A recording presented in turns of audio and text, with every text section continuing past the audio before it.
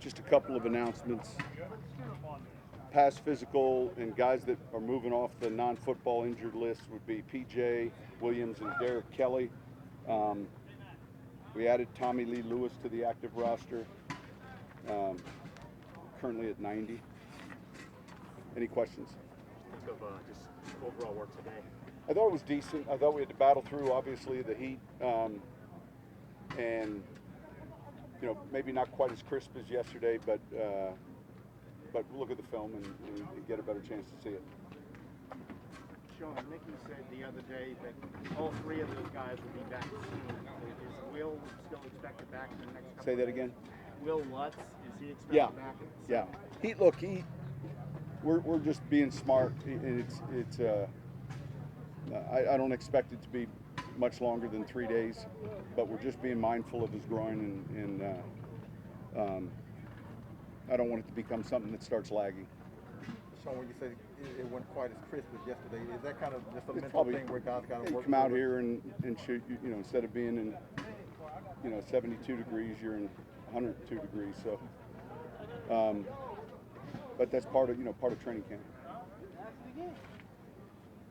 How would you characterize Marcus Davenport's production up to this point in his career, and what are you hoping for this season? Look, it's been up and down based on his health a little bit.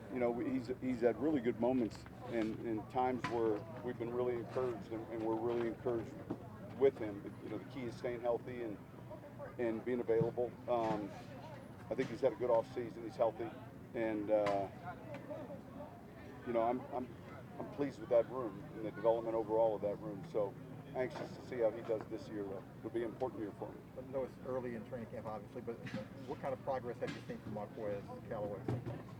Well, look, this camp wouldn't be the proper evaluation, but last season would be. I mean, he played a pretty significant role for us, down the stretch when we had some injuries, and I felt like he kind of came into his own a little bit.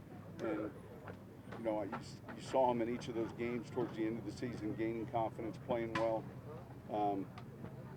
Now early on he's doing the same thing, but I think we saw growth last year, and I'm encouraged with where he's at.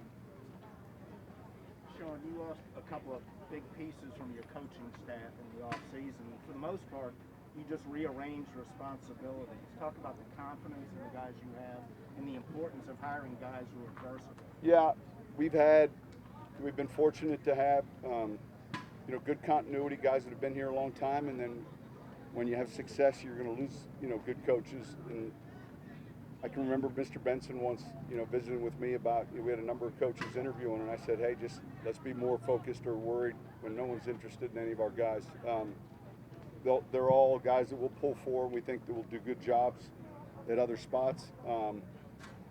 And look, then we really look closely at filling the spot. If it's a qualified candidate from within that we feel confident in, we were able to make some of those moves, and then we also hired outside.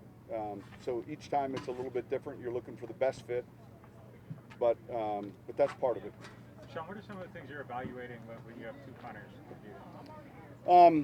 Look, part of it is being smart with the legs, but you're looking at young talent. It's not that you just have two punters. You found a second one that you think's got ability, and if you watch him today, that it was a little boom or bust when he was kicking, but when it was boom, it was pretty good. So it's not like you set out to say, hey, it has to be this amount. It's only that amount if you feel like you have another candidate that you want to develop. So overall, though, it's a little bit easier position to grade than some, right? I mean, you got the stats that go behind it, the hang time, the consistency, but more of it is developing another good young player. Sean, what does it take on a guy like Noah Spence? I mean, he's a veteran now. Is it just a matter of him being healthy so you can evaluate? Well, he's coming off obviously a significant injury, and then finding that spot. What does he do well? And let's try to get him snaps. We know he can rush the passer. Can he help us in the kicking game? How does he get to 20, 25 snaps? That's important. John, are there concepts that Chris Hogan's very familiar with past offenses that he's been in that make it more a fluid transition with you guys? I can't speak for the past offenses. Obviously, I'm familiar with his role in New England, but I think the smooth transition comes with his football IQ and experience. So it's not uncommon when someone, even if the terminology was different, there's route trees that are similar, there's principles that are similar, but I think it's more credit to his overall football IQ. All right, go ahead. One quick one on the progression, the quarterback question here. In terms of looking like he knows where he wants to go with the ball and being in sync with the receivers, where is Jameis Winston at this point? Where's James? Yeah. Look, I think he's doing well. We rotated. Basically, the first 2 days of install were 1 and 2. Tomorrow we go back to 1 and 2. We'll flip the rotation. So a lot of it's install driven. But yeah, I think he's familiar with what we're doing, and we'll keep evaluating each day, and not just with him, with all those guys. All right, thanks.